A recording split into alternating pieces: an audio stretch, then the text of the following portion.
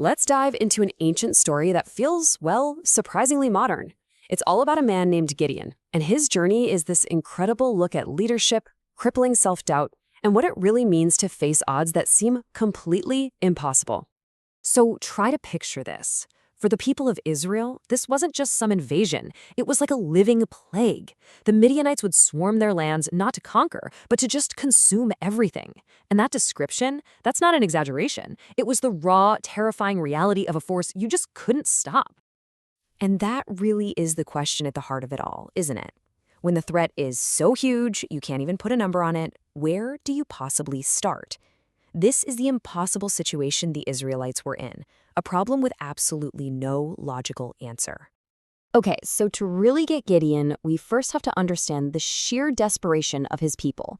This wasn't some new conflict, this was a nightmare that had been going on for a long, long time. 7 years. I mean, just let that sink in for a second.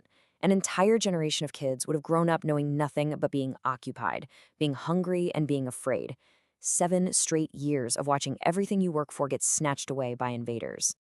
The devastation was just total. The Midianites would literally wait for the Israelites to harvest their crops, and then they'd sweep in and take it all. They stole their animals, the very lifeblood of the people, leaving them with nothing.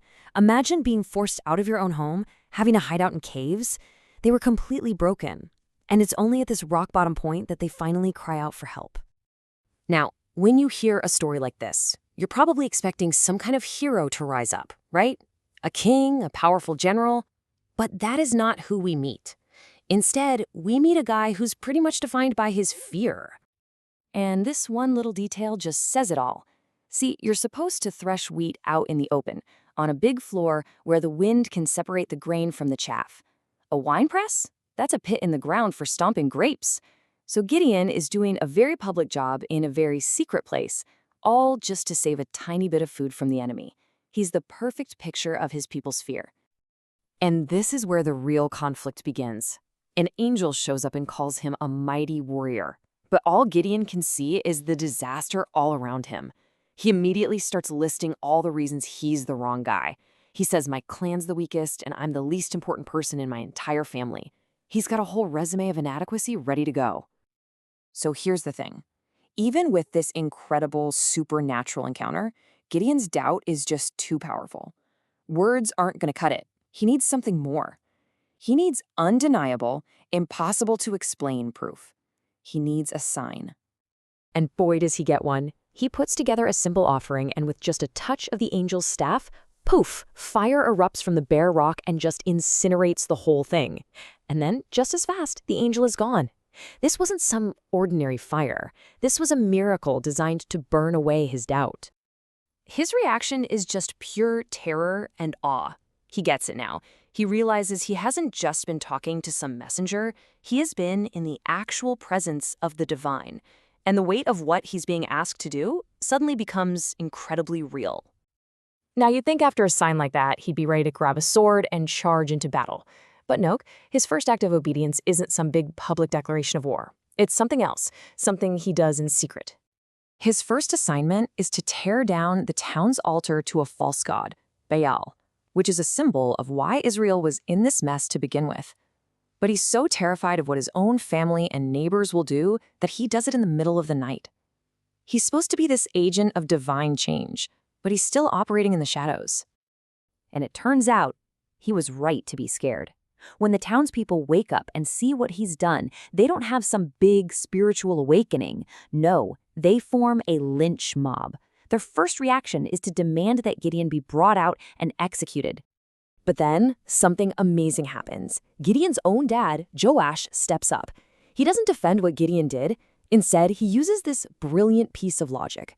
He basically challenges the crowd, saying, are you guys going to fight Baal's battles for him? If he's so powerful, let him take care of Gideon himself. And the crowd has nothing to say to that. Just like that, Gideon is saved. So you'd think he's good to go now, right? He's seen a miracle, he's taken his first step, he's even gathered an army. But that little kernel of doubt is still there. He needs one last, absolutely undeniable sign before he leads his men on what feels like a total suicide mission. So he comes up with this test. He lays a wool fleece on the ground and asks for a very specific, totally unnatural sign. Make the fleece soaking wet with dew, but keep the ground all around it completely dry. And sure enough, the next morning, that's what he finds. He literally wrings a whole bowl full of water out of this fleece. But you know what? Unbelievably, even that isn't quite enough. He asks for one more test. The exact opposite. This time, a dry fleece on wet ground. I mean, there's no natural way to explain that. And when the morning comes, that's exactly what he gets. This is it. The final, irrefutable proof he's been looking for. And with that, the transformation is finally complete. The scared man from the wine press, the doubter who needed sign after sign, is ready. He has wrestled with his fear and his faith, and he's come out the other side a leader, not because he's confident in himself, but because he's finally confident in his calling. So it kind of leaves you with this question, right?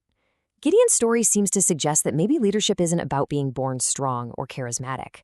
Maybe, just maybe, it's something that gets forged in the fire of our own uncertainty, and in the courage it takes to act anyway.